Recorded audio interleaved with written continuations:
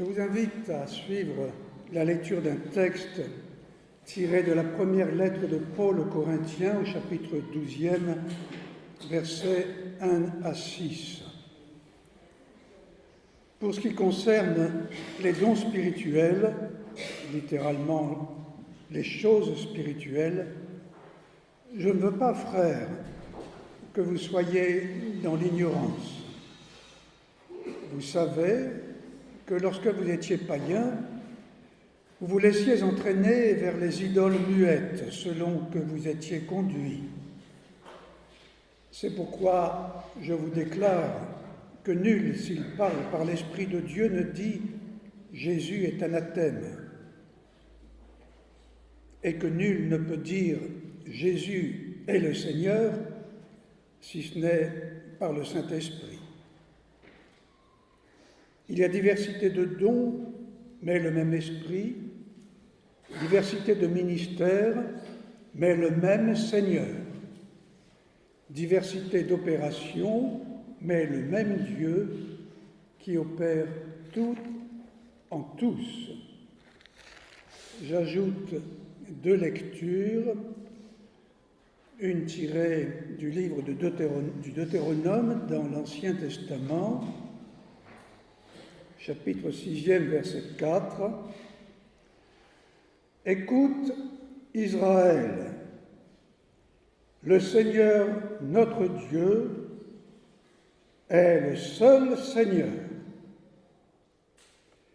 Tu adoreras, tu aimeras le Seigneur ton Dieu de tout ton cœur, de toute ton âme et de toute ta force. »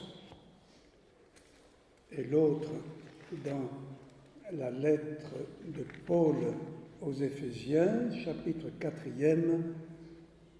1 à 6. « Je vous exhorte, moi, le prisonnier dans le Seigneur, à marcher d'une manière digne de la vocation qui vous a été adressée, en toute humilité et douceur, avec patience, vous supportant les uns les autres avec charité, vous efforçant de conserver l'unité de l'esprit par le lien de la paix. Il y a un seul corps et un seul esprit, comme aussi vous avez été appelés à une seule espérance par votre vocation. Il y a un seul Seigneur, une seule foi, un seul baptême, un seul Dieu et Père de tous, qui est au-dessus de tous et parmi tous et en tous. » Les chrétiens de Corinthe attachent une grande importance aux manifestations, c'est-à-dire à ce qui se montre, aux manifestations du Saint-Esprit. Cependant, leurs convictions et leurs pratiques inquiètent l'apôtre Paul, qui veut corriger leurs erreurs. C'est l'objet des chapitres 12 à 14. Les Corinthiens restent marqués par la mentalité du paganisme duquel ils sortent, dans lequel ils vivent. Au verset 2, l'apôtre Paul, verset 2 difficile à traduire, dit « Lorsque vous étiez païens ». Une idole, Ésaïe 44 par exemple, c'est un ouvrier qui fond le métal, c'est un orfèvre qui la couvre d'or et il soude des chaînettes d'argent. Celui que la pauvreté oblige à donner peu choisit du bois qui résiste à la vermoulure. Il se procure un ouvrier capable d'en faire une idole.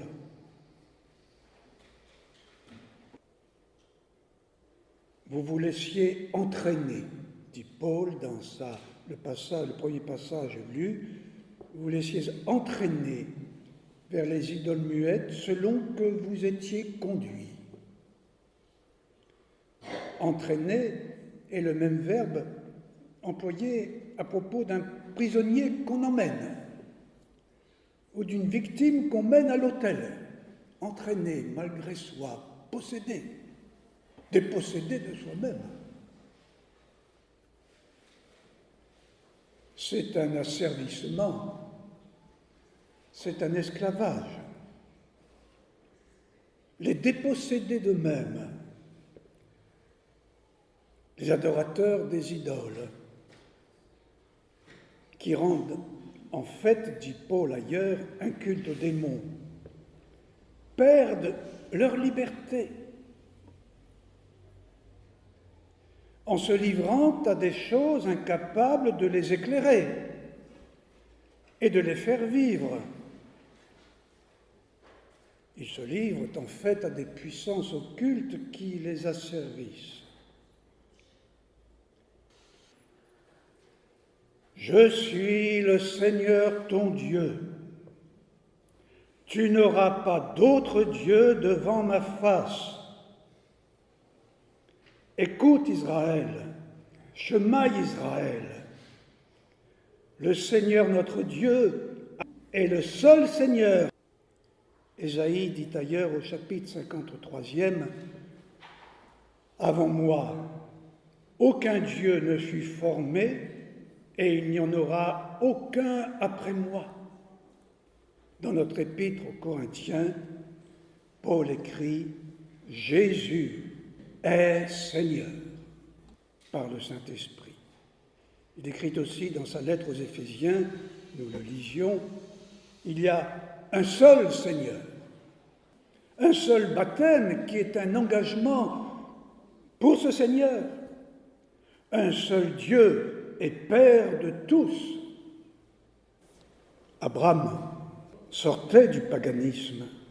Josué, au chapitre 24, verset 2, « Vos pères Téra, père d'Abraham et père de Nahor, servaient d'autres dieux avant l'appel du seul vrai Dieu et leur conversion à lui. » Plus près de nous, Paul, dans une de ses lettres aux Thessaloniciens, leur dit que vous avez été arrachés aux idoles pour vous tourner vers le Dieu vivant. Jésus et Paul disent aussi à leurs auditeurs que l'argent est comme une idole. On peut le servir. Jésus dit, Luc 16, 13 et 14, « Aucun domestique ne peut servir deux maîtres. Ou bien il haïra l'un et aimera l'autre, ou bien il s'attachera à l'un et méprisera l'autre. Vous ne pouvez servir Dieu et l'argent. » Les pharisiens qui aimaient l'argent écoutaient tout cela et ils ricanaient à son sujet. Par ailleurs, on lit qu'il donnait la dîme de tout ce qu'il possédait.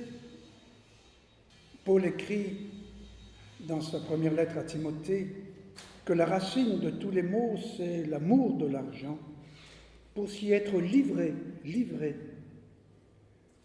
pour chercher à l'atteindre, pour tendre vers l'argent, pour l'aspirer. Certains se sont égarés loin de la foi et se sont transpercés l'âme de multiples tourments. On lit aussi que le vin peut être comme une idole. Paul écrit dans sa première lettre à Timothée toujours, les diacres doivent être dignes, n'avoir qu'une parole, ne pas s'adonner au vin, ni rechercher des gains honteux. Il est à remarquer que le verbe traduit en français par s'adonner, littéralement, c'est prier. Le plaisir aussi est comme une idole quand on le sert, quand on y est asservi. Les hommes seront égoïstes, écrit l'apôtre Paul, âpres au gain, fanfarons, orgueilleux, blasphémateurs, rebelles à leurs parents, ingrats, sacrilèges, amis des plaisirs plus qu'amis de Dieu. Dans les deux expressions, amis des plaisirs et amis de Dieu, on trouve le verbe philéo, aimer. On peut ajouter à ces idolâtries, entre guillemets, d'autres, la volonté de dominer l'autre, la puissance politique aussi, l'envie, la haine. Revenons à 1 Corinthiens 12. L'apôtre Paul sait, est conscient, voit la confusion des nouveaux convertis de Corinthe à la mentalité marquée par le paganisme ambiant d'où ils sortent et dans lequel ils vivent. Et son désir, c'est de les sortir de leurs erreurs en les instruisant et en les enseignant. Il dit « Je ne veux pas que vous soyez dans l'ignorance. Je ne veux pas que vous soyez sans connaissance. Je vais vous la donner, cette connaissance. Je vous fais connaître que nul ne peut confesser la libération de l'esclavage, de la servitude, sinon en disant la Seigneurie du Christ, le seul vrai Dieu. Vous sortez d'un esclavage, vous êtes libérés maintenant par le seul vrai Dieu, le Dieu d'Abraham, d'Isaac, de Jacob, le Père de Jésus-Christ, le Dieu auquel moi, l'apôtre Paul, je crois, et le seul vrai Dieu. Le seul vrai Dieu donne lui des grâces, des charismes. Il les distribue comme il veut. C'est lui qui les donne. Et l'apôtre Paul continue son texte en disant les charismes, les grâces que Dieu accorde, la sagesse, la parole de connaissance, la foi, la guérison, les miracles, la prophétie, les langues, etc. Si vous dites que vous n'êtes plus esclave, c'est que le Christ vous a libéré. Il y a un seul Seigneur qui donne et qui vous aide à être responsable et témoin de Jésus-Christ parmi ceux avec lesquels vous vivez. Il vous rend responsable de servir le seul vrai Dieu. Et je vous dis comment, je vous en donne connaissance par les charismes que j'énumère. Je termine. Les humains sont attirés par les entités du monde invisible. Nous sommes invités à avoir une réflexion déterminante. On pourrait y trouver une certaine complaisance. Nous n'avons pas à être touchés par eux. Nous sommes invités à avoir une réflexion éclairée. Dans notre époque d'enthousiasme religieux, et aussi quant à certains cercles, écoutons-nous aussi l'apôtre Paul, « Je veux que vous ne soyez pas dans l'ignorance, sans connaissance, je vous dis ce qu'il faut entendre, je vous le fais connaître. »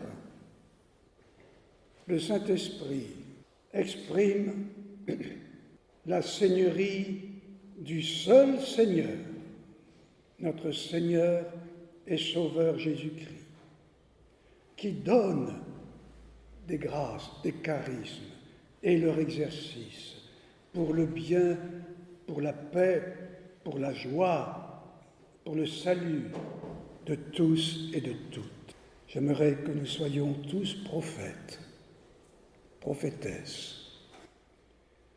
Comme les prophètes et prophétesses, de l'Ancien Testament et du Nouveau Testament, prophètes et prophétesses du seul vrai Dieu, en annonçant sa parole et en faisant ses actions, ses grâces, ses charismes par notre canal. L'enseignement vigoureux de l'apôtre Paul est toujours actuel, tant le peuple du Seigneur que le Seigneur a arraché aux idoles du monde